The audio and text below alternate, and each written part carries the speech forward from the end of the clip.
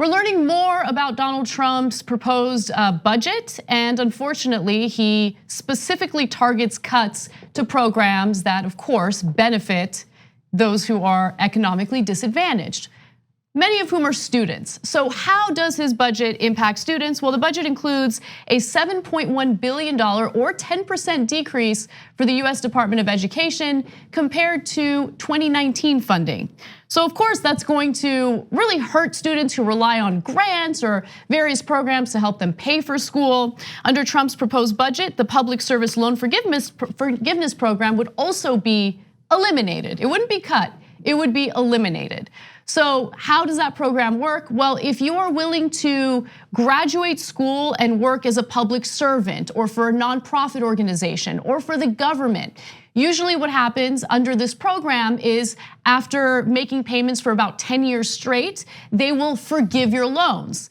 If Trump has his way, he would just eliminate this program altogether. Remember that student loan debt is the only debt that students or Americans cannot get rid of, even in the case of bankruptcy. And so this option seemed, appealing to a lot of people. And keep in mind, a lot of people decide to work as police officers or firefighters, knowing that they can take advantage of this type of program. So let's have a conversation about whether it is more disrespectful to police officers to take a knee during the national anthem and say, hey, can you please stop shooting unarmed black men, or whether it's more disrespectful to say, hey, you know what? If you're gonna be a cop, I don't care about your student loans. I'm not gonna help you pay them at all. Don't care, go do another job. Go be a banker or something.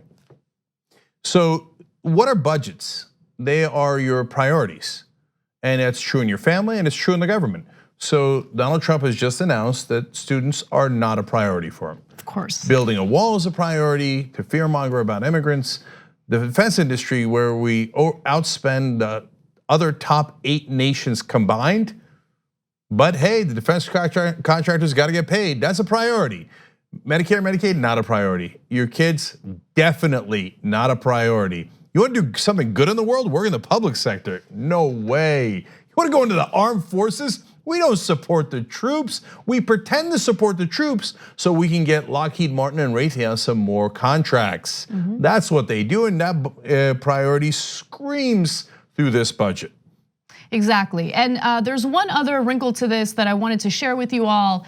Right now, under a program that George W. Bush actually pushed for, if a student is taking out federal loans, those loans are subsidized, meaning that as they're in school, the loans do not accumulate interest. The interest starts to kick in once that student has graduated and is working. Well, the president's budget would eliminate subsidized student loans, which traditionally has meant that the federal government pays interest costs on federal student loans while borrowers are enrolled in school. So the way that that was phrased, in my opinion, is a little wrong because it makes it seem as though the federal government is paying interest on money that it's it's taxpayer money. It's taxpayer money. The federal government isn't paying interest on that taxpayer money. It's just not doing anything, right? While that student is in school. But that student graduates and then they pay the interest and the repayment of that loan.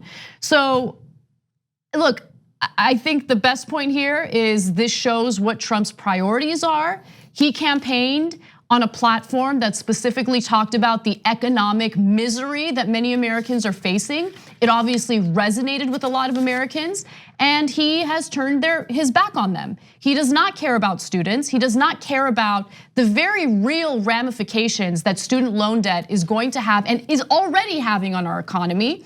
And look, the wealthy can continue doing what they're doing. The government can continue redistributing the wealth from the bottom of the economic food chain to the very top. But at the end of the day, what are these corporations gonna do, right? Like, who's gonna buy your products? How are you gonna make your money? I mean, these students, in a lot of cases, end up getting their wages garnished later. When you couple that with stagnant wages, and inflation, what money is left to buy your products? I mean, how do you think this economy is gonna work?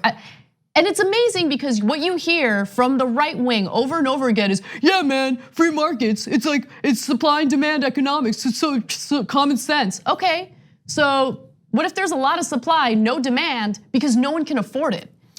Yeah, they are thinking maybe their new clientele or customers are going to be in China and their new workers are going to be in India. So these are brought to you by the people who said America first. So now we're fair on the show. So let me explain. There is one decent part of this. And again, during the Bush years, we gave him credit on the very few things that he did right. One was some of the programs Anna just mentioned, which Trump is now cutting. Another one was he increased funding for AIDS greatly, Bush did, but Trump is now also cutting some of that. We'll get to that a little bit later in the program. I actually still believe that Bush was a significantly worse president than Donald Trump at this point. And we could talk about that in a post game, tyt.com/join. We could talk more about how we can and we will today talk about how corporations are squeezing us. And this is part of that. They're squeezing every nickel and dime out of the average American worker, citizen, et cetera, and the government is enabling that. So look, the last half hour of the show is just for members. Like I said, that's tyt.com/join to become a member. But now back to this. To be fair to this proposal, there's one part that is good for undergraduate student loans. They would be capped at 12.5% of income, what you have to pay back monthly.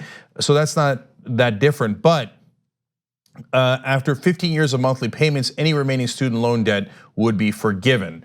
And that is 5 years earlier than what it used to be. For graduate students, it's the reverse. It's 5 years more that they added on. So it's very bad news for graduate students, but slightly decent news, at least just on that one sliver for undergraduate students.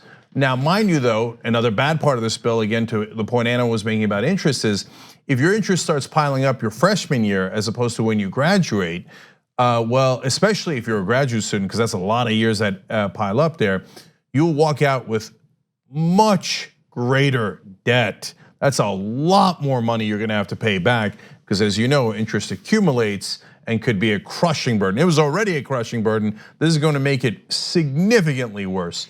And then the last thing is, when they say here why they're doing it, one of the things they stated was ensure fiscal discipline in discretionary spending.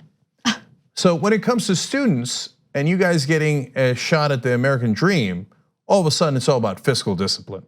When we're throwing away trillions of dollars at the Defense Department, which remember does not go mainly to the Pentagon, it mainly goes to defense contractors, okay?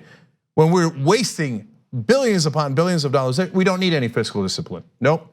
Only when it helps the average American do you need fiscal discipline. The second thing they noted was increase accountability for institutions of higher education.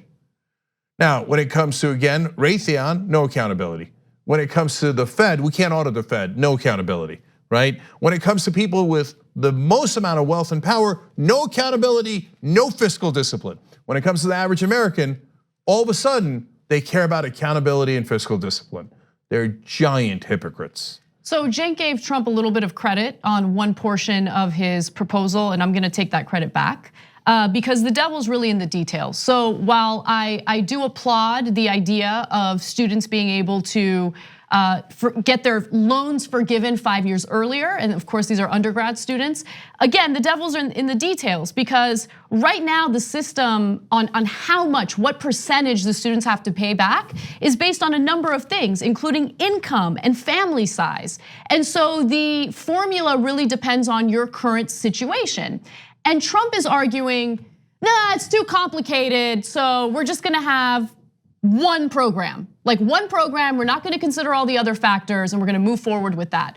Well, there are some students that are actually gonna get hurt by that, because if their family size isn't being factored in anymore, well then they could end up paying a much higher percentage of their income in order to pay back that debt. So again, the devil's in the details. Maybe it's unfair to take all the credit back away from Trump, but it doesn't seem like he's not a good actor when it comes to any other portion of this. It would be shocking to me if there was one part that actually looked out for the best interests of the students. Yeah, I don't want anybody to get me wrong. First of all, if he thinks college loans are too complicated, he also thinks planes are too complicated. He also thinks umbrellas are too complicated. Long history here. But overall, even if I'm right about that one sliver of it, 95% of this proposal is disastrous. and will cost you a ton more money. If you thought student loan debt was bad now, and it is, it's monstrous now, it's only going to get worse under this proposal. Thanks for watching this free clip of the Young Turks. Don't forget to become a TYT member today. For more exclusive content, join now at tyt.com/join.